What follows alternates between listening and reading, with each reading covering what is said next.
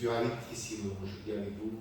Et je vais essayer de faire un bilan général de toutes les chirurgies trans parce que chaque fois qu'on avance, chaque année qui s'écoule, on a plus de chirurgie, plus de techniques chirurgicales pour atteindre de bons résultats, non seulement pour la vaginoplastie, mais aussi pour toute la morphologie générale qui est de plus en plus demandée. Donc oui, je sais pas, la vaginoplastie chez la femme trans, c'est peut-être l'étoile de toutes les chirurgies, mais de plus en plus s'ajoutent d'autres chirurgies pour atteindre le bon résultat. On va essayer de faire un bilan. Je voudrais introduire peut-être d'abord, parce que dans la séance préalable, on a vu qu'on parlait de l'hormonothérapie. Moi, comme chirurgien, je ne conseille plus jamais à mes patientes de l'interrompre. Parce qu'effectivement, il n'y a pas de statistiques qui nous démontrent qu'il y a plus de risques au niveau de la thrombose si on interrompt, si on n'interrompt pas la hormonation que si par contre on maintient, pas pendant la chirurgie, mais juste avant la chirurgie et après la chirurgie. Ce qui fait que nous conseillons à nos patientes qui sont encore à l'hôpital, avant la sortie de l'hôpital, qu'elles commencent à prendre ces hormones avant la sortie, parce que ça va faire deux choses différentes. La première, on va éviter les problèmes psychologiques qu'on a trouvés, très importants parfois, parce qu'on quand on interrompt les hormones. Et la seconde chose qu'on va faire, c'est d'éviter d'avoir des déréglages sur les niveaux hormonaux qui sont parfois très difficiles à reprendre quand on a fait une interruption des hormones pendant 2-3 semaines après la chirurgie. Donc c'est pour ça que nous ne conseillons plus à nos patients de l'interrompre. Il n'y a pas de raison pour craindre une thrombose. La thrombose se produit à conséquence de la chirurgie, des temps chirurgicaux, de la chirurgie pelvienne, de l'entrée à l'hôpital et de l'immobilité, et non pas à cause de l'hormonothérapie. C'est quelque chose que vous allez trouver dans mes collègues qui parfois disent que ok, vous avez eu une thrombose parce que vous aviez des hormones. Là, c'est pas fait. Les facteurs de risque pour la thrombose sont l'immobilité, la chirurgie prolongée, plus de 6 heures, et la chirurgie pelvienne. C'est ça les 3 facteurs de risque. Si vous enlevez ça, vous enlevez le risque. Si vous enlevez les hormones, vous n'allez pas enlever le risque. Donc le risque n'est pas aux hormones, le risque est à la chirurgie et à ces 3 facteurs de risque. Ok, on va commencer la séance. Vous voyez, on a... Oui. Qu'en est-il des hémorragies? Est-ce que ça accentue les hémorragies? Ah non, pas du tout. Non, là c'est pareil. Vous voyez, les hémorragies se produisent pas, parce qu'on a fait une chirurgie qui est très importante. Et je vais vous en parler maintenant. Donc, nous ne conseillons pas non plus d'utiliser des héparines pendant l'entrée à l'hôpital. Ah oui, parce que ce que nous conseillons toujours, c'est, je sais que c'est gênant, je sais que les patients ne sont pas absolument fortes et sans douleur, mais ce que nous faisons, c'est d'essayer de faire une mobilité le jour après la chirurgie. Donc le jour après la chirurgie, on va essayer de quitter le lit, de commencer à bouger, de faire des petits pas, de faire bouger les jambes, et non pas d'utiliser des éparines, parce que par contre, quand on coupe l'urètre, comme on fait, c'est un tissu qui est très saignant, et parfois, en raison des éparines, on peut trouver des saignements très importants pendant l'entrée à l'hôpital.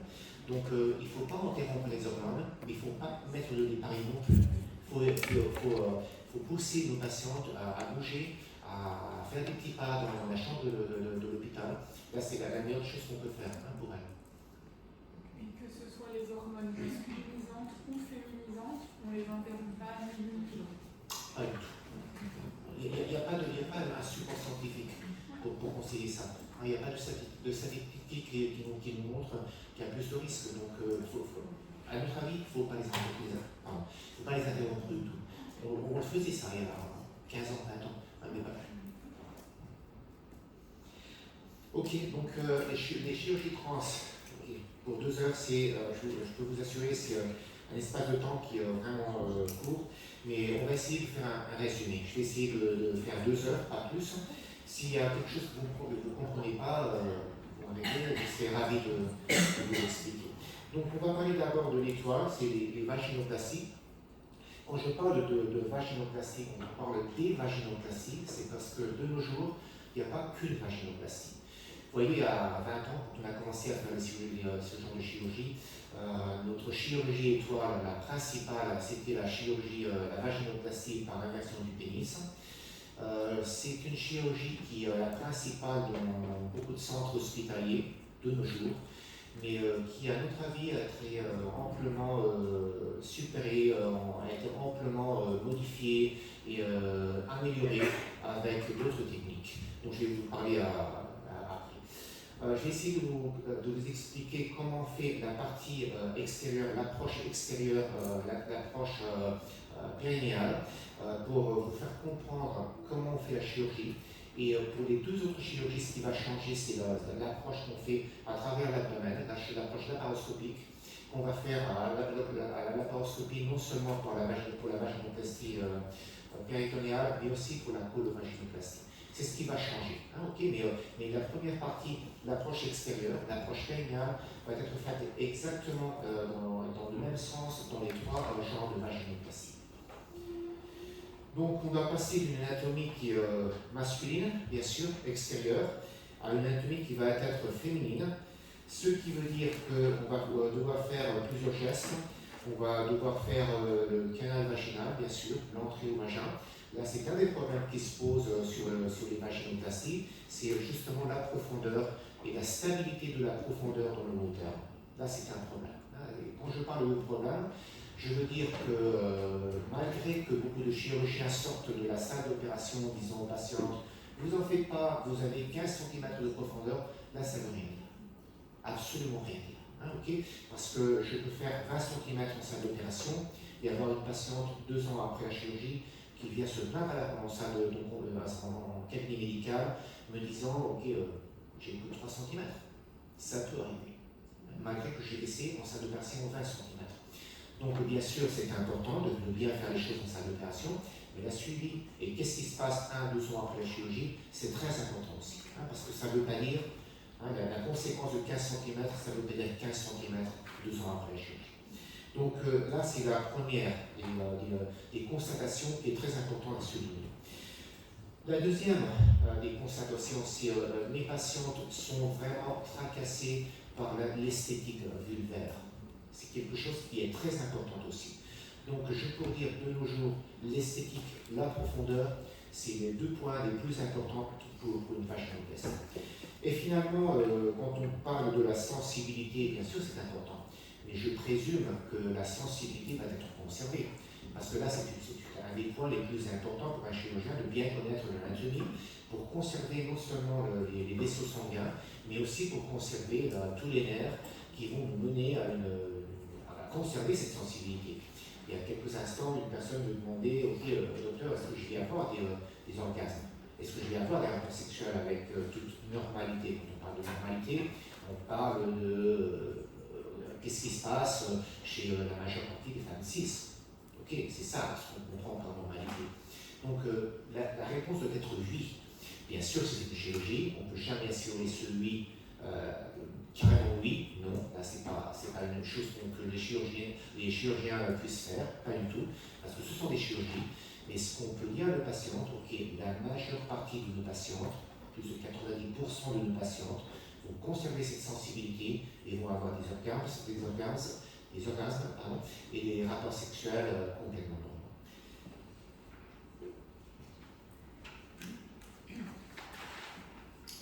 Ok, donc on doit passer d'une anatomie telle que celle-là pour faire des changements anatomiques très importants qui vont nous mener à une anatomie presque complètement équiparable à une femme cis. Ok, les diapos que vous allez voir en continuation qui vont suivre ont été prises en salle d'opération. S'il y a des personnes qui puissent être sensibles à ce genre de diapos, je vous conseille de ne pas les voir ou de quitter la salle si vous voulez. Il y a parfois un petit peu de sang, pour moi c'est normal, mais je comprends que pour les personnes qui ne sont pas habituées, ça peut être gênant. Donc, qu'est-ce qu'on va faire en salle d'opération? Il y a plusieurs gestes chirurgicaux qui vont nous mener de la diapo que vous allez à gauche à la diapo que vous allez quelque chose après la chirurgie à droite. Et ce qu'on va faire, c'est plusieurs gestes. Un des gestes le plus important, c'est de prélever toute la peau qui couvre le pénis, parce que ça va être utilisé pour faire les parois du vagin. Vous voyez, quand on fait le trou entre la prostate et le rectum pour faire le vagin, là c'est un des gestes le plus important de la chirurgie. Mais le second et plus important, c'est de bien couvrir cet espace. Parce que vous voyez, quand une personne se fait une blessure, l'organisme essaie de la fermer. C'est une conséquence normale. Je fais des choses modestes, l'organisme essaie de réparer. Sinon, c'est une blessure, l'organisme ne répare pas, on aurait un problème. Donc, à l'intérieur du vagin, ça se passe exactement pareil. Si on fait un trou à l'intérieur du vagin entre le rectum et la prostate et qu'on ne couvre pas ce trou, cet espace, ce canal, avec quelque chose que l'organisme identifie comme normal, il va le fermer. Alors ça, on peut maintenir la perméabilité du vagin d'une manière artificielle avec des dilatateurs dans le long terme. Oui, si on n'a pas ce tissu-là, c'est ce qui se passe quand une femme cis n'a pas le tissu suffisant pour couvrir le 100% du vagin. Qu'est-ce qui va se passer? Cette personne va faire des dilatations 3 fois par jour. Ces dilatations vont être gênantes 1 an après la chirurgie, vont être saignantes 1 an après la chirurgie, et cette personne va se plaindre que si elle interrompt les dilatations, elle perd en 1-2 semaines 1 cm, 2 cm de profondeur. Et ça, c'est parce que l'intérieur du vagin, la profondeur du vagin n'est pas couverte par peau ou par muqueuse. S'il n'est pas couverte, ça va fermer. Si on fait 3 dilations par jour, ça ne va pas fermer, parce qu'on la maintient artificiellement ouverte. Mais ça, ce n'est pas une qualité de vie pour une personne. Donc, on doit complètement couvrir les parois vaginales dans le long terme pour que ça ne se passe pas, pour qu'il y ait ce que nous appelons une stabilité de la vaginoplastie. Donc, conserver 100% de la peau du pénis, c'est important. Je reçois parfois des patientes qui viennent en consultation qui me disent « Ok, docteur, je ne vais pas avoir de problème parce que j'ai un pénis qui mesure 15 cm. » Ok, parfait. Mais 15 cm de mesure mesurée avant la chirurgie, ça veut pas dire 15 cm à l'intérieur du vagin. Parce qu'on va utiliser 4-5 cm à l'extérieur pour faire les petites lèvres, pour faire la couverture extérieure. Donc ça ne va pas être ces 15 cm là. Donc méfiez-vous de ces mesures parce que parfois elles ne sont pas vraies du tout. La troisième des choses, quand on fait le vagin par voie extérieure, par voie périnéation, si on peut parler de ce mot-là, la possibilité de faire un bon ancrage de ce qui va constituer les parois du vagin avec la peau n'est pas si simple que ça. On travaille à un trou d'un diamètre de 4-5 cm en salle d'opération et avec une profondeur de 15 à 17 cm. C'est pas facile de faire un bon ancrage et les tissus qui sont là sont des tissus qui sont très élastiques. Ce qui veut dire que même si on arrive à ancrer en profondeur à 15 cm la peau, quand on fait la suture en profondeur de cette peau, au point d'ancrage, les tissus qui sont en haut vont venir à conséquence de la traction de la peau. Donc, la réalité, c'est que parfois on fait un trou de 15 cm, un ancrage à 15 cm, et juste après avoir terminé la chirurgie, cet ancrage et ces tissus viennent en bas et il n'y a plus que 10 cm, ce qui va faire un mauvais résultat. Okay.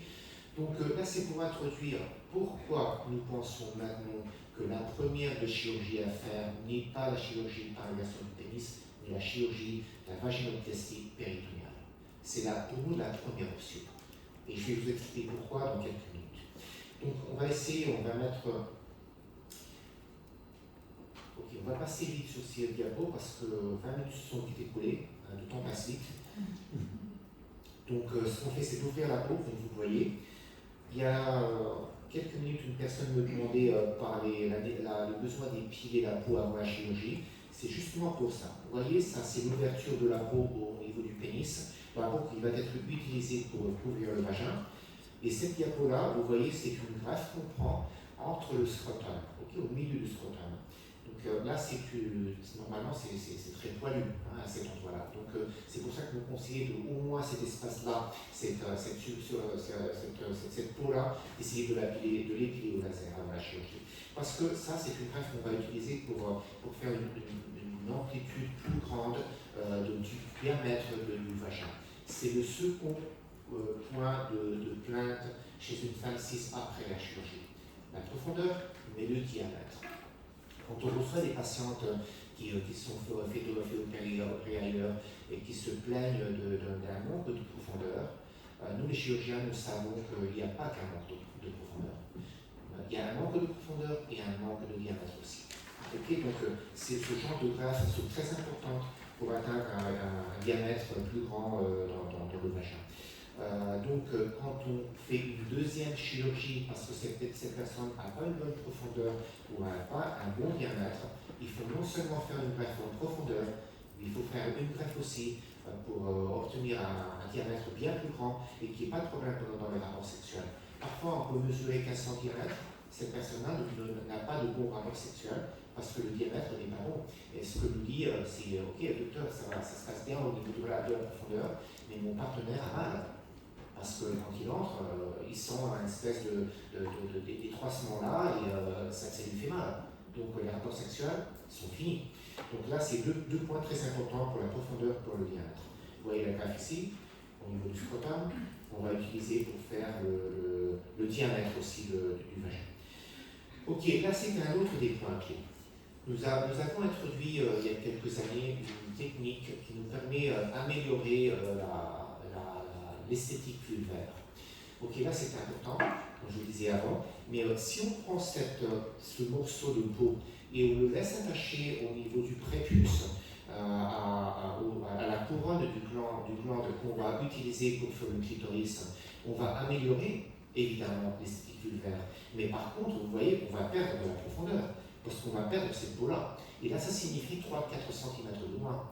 Si on est en train de faire une vaginoplastie par inversion du pénis, on va perdre 4 cm de profondeur. Donc on gagne l'esthétique, on perd la profondeur. C'est quelque chose qu'il faut informer les patients qui viennent en consultation. Parce que si on fait que l'inversion du pénis, cette personne va atteindre une profondeur de 6 cm, pas plus que ça. Absolument insuffisante pour des rapports sexuels avec des amants. Donc la question se pose quand on doit choisir une technique. Ce que je pose toujours, c'est est-ce que vous voulez avoir des rapports sexuels avec des hommes? Si la réponse est oui, ce n'est pas le cas de faire une inversion du pénis. Si la réponse est non, parce que je suis homosexuel, je vais faire que des jouets, ok, pas de problème, vous pouvez faire une inversion du pénis. Si c'est une personne qui est absolument sûre qu'elle ne va jamais avoir des rapports sexuels vaginaux, il y a des personnes qui me disent ça. Par contre, moi je me méfie, parce que parfois oui c'est vrai, parfois on opère une patiente, elle me dit non, pas du tout. Un an après, elle est en consultation, en cabinet médical, elle me dit ok docteur, je pense que maintenant oui. Donc c'est dommage parce que c'était une deuxième chirurgie, et une deuxième chirurgie qui est très importante aussi. C'est pas si simple que ça. Parfois, on reçoit des patients, ok, comme je me suis fait opérer, j'ai une première chirurgie, la deuxième va être plus simple. Ah non, pas du tout. Parfois plus complexe, parce que les tissus sont touchés, parce qu'il y a des cicatrices, donc c'est deux chirurgies au lieu d'une. On doit être absolument sûr que cette patiente ne va pas vouloir des rapports sexuels avec des hommes. Sinon, on va lui conseiller de faire au moins une péritonéale. Ok, on va aller vite sur ces diapos qui sont plutôt techniques. Vous voyez là, ici c'est l'urètre et ici c'est les corps caverneux. Au niveau des corps caverneux, on va tout devoir enlever et par contre, on va devoir conserver toute la couverture des corps caverneux.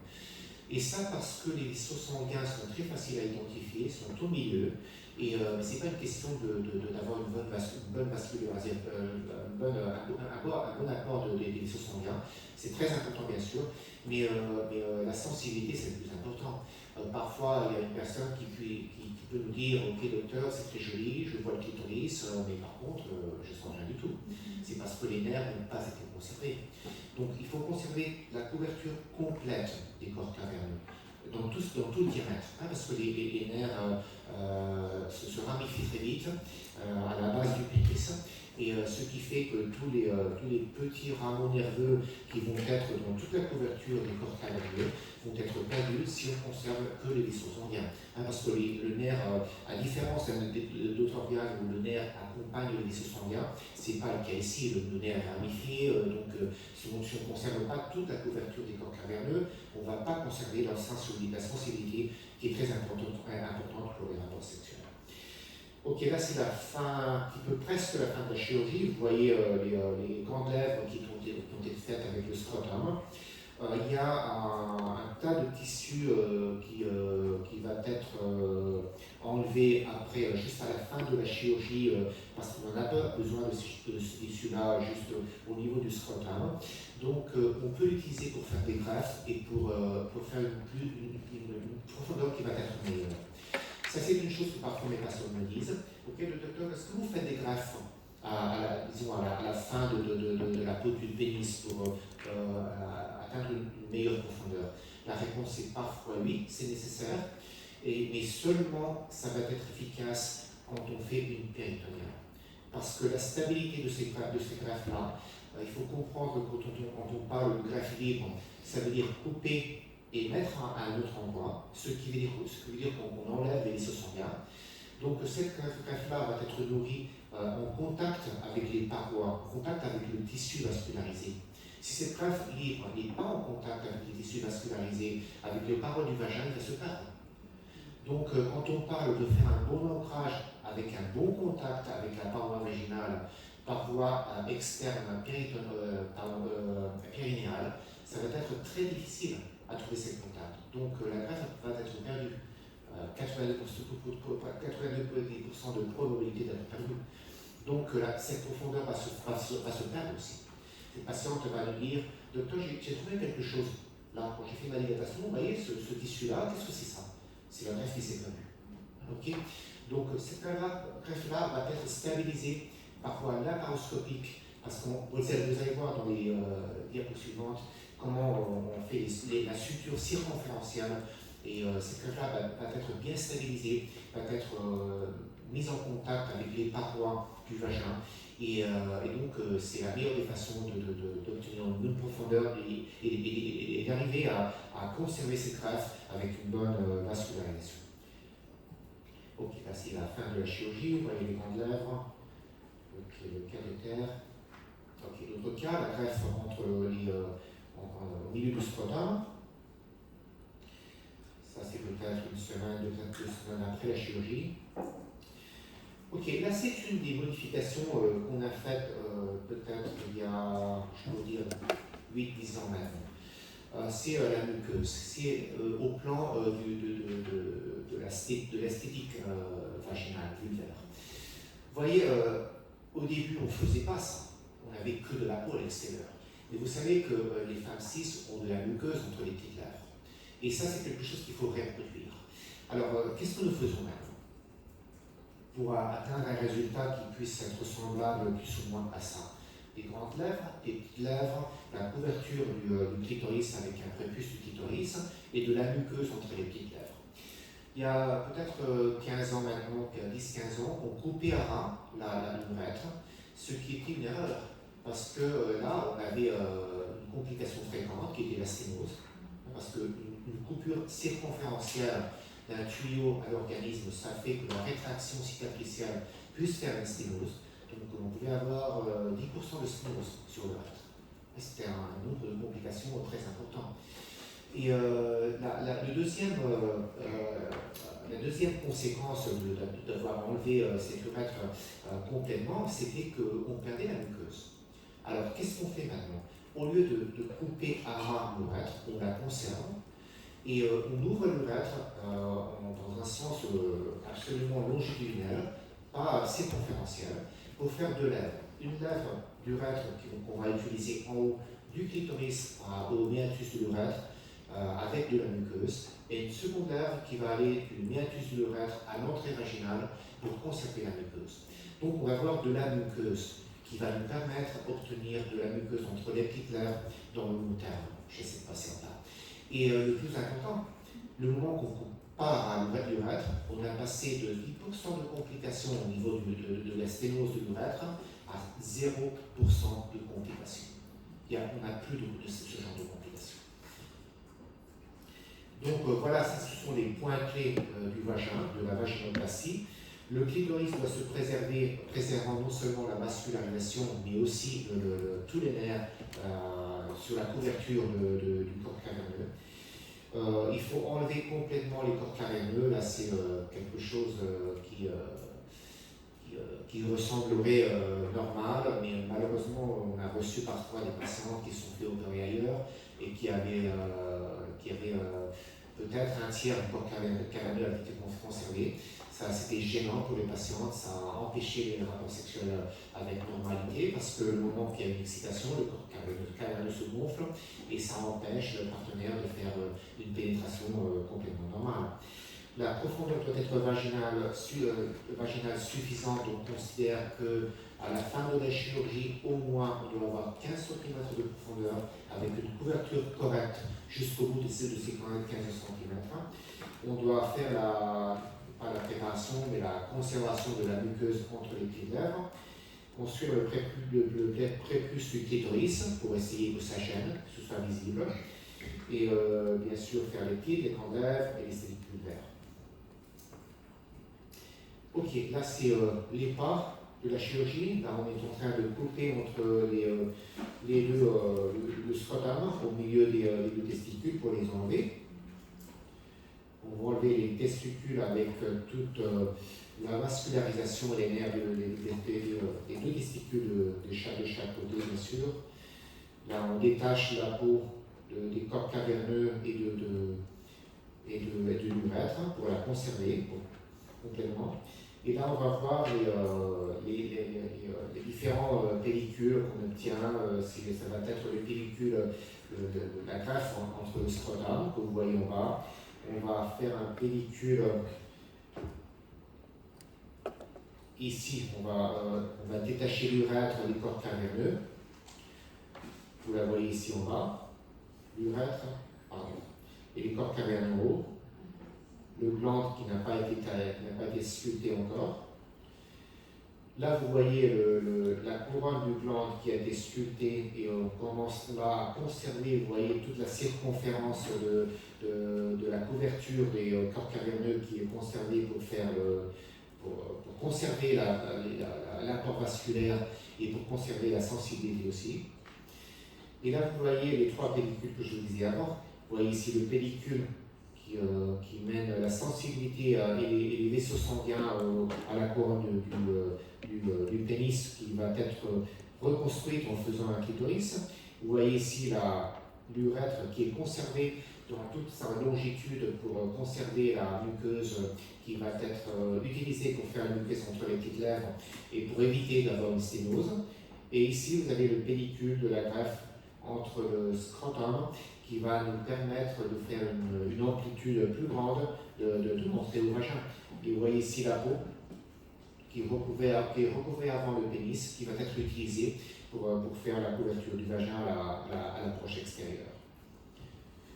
Les trois pellicules, pardon, le clitoris, l'urètre, et là en bas on ne voit pas, mais on verrait le pellicule ou la greffe du scrotum, et en haut la greffe qu'on a conservée de la peau du pénis.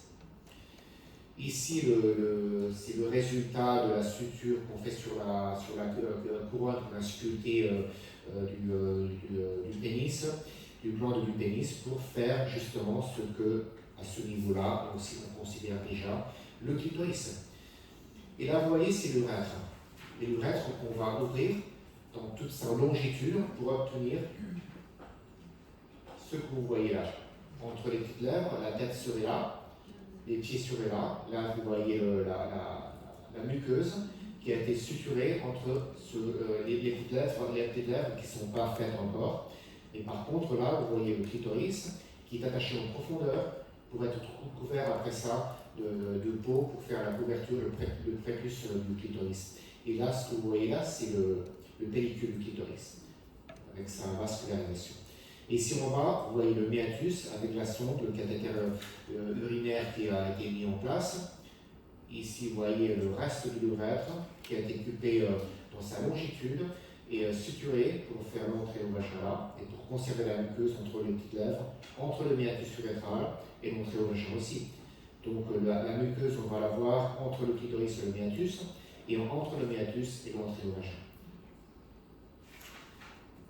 Pour obtenir quelque chose pareil à ça, la muqueuse entre les petites lèvres, l'entrée au vagin, les grandes lèvres et les petites lèvres de chaque côté avec la couverture ici du clitoris.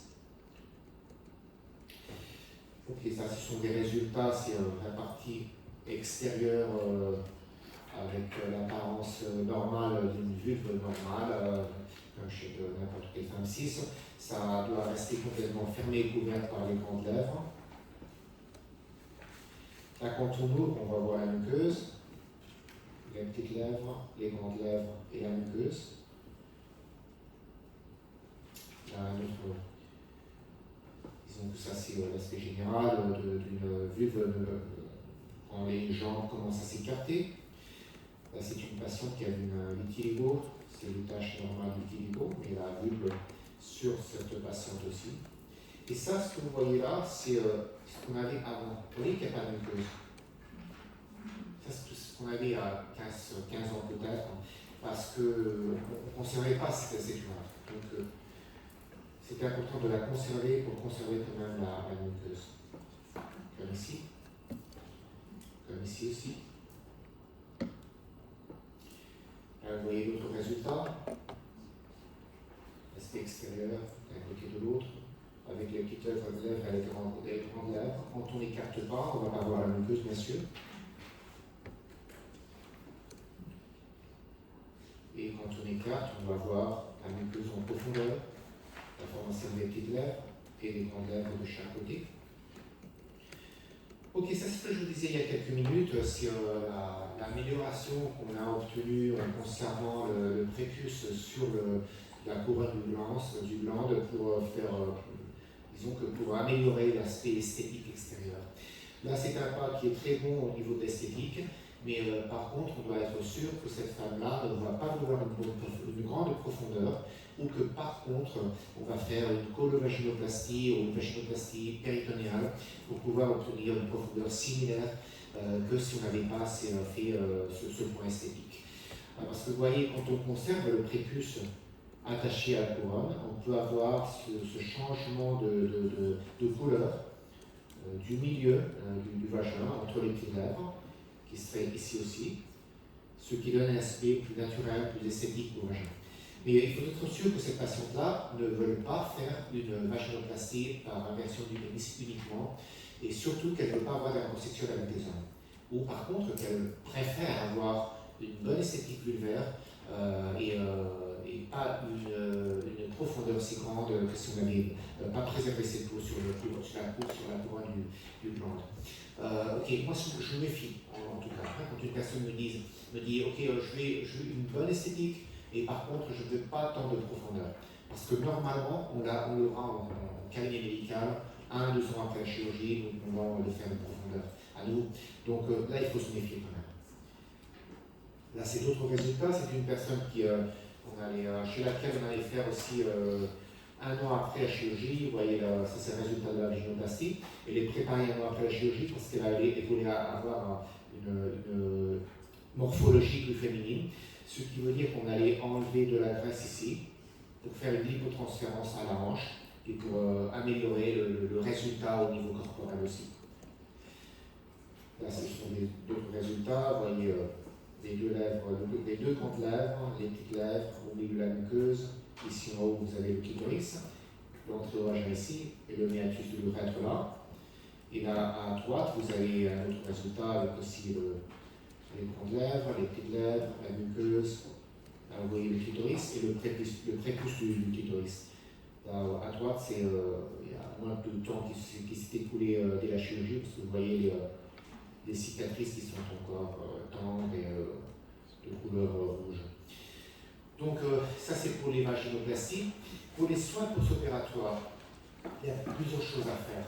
L'entrée à l'hôpital va être de 4 jours, ce qui veut dire que si la chirurgie est faite un lundi, la sortie de l'hôpital va être le jeudi. Et après ça, disons que les premiers jours après la sortie vont être les plus simples pour les patients. Parce que la sortie va être faite avec le tampon vaginal en place et avec la sonde de l'urine en place. Donc la femme qui s'est soumise à cette intervention va uniquement devoir faire de l'hygiène locale, ce qui veut dire que nous leur conseillons d'aller sous la douche, prendre la douche à main, en savonner un petit peu la partie extérieure avec délicatesse et arroser avec de l'eau et simplement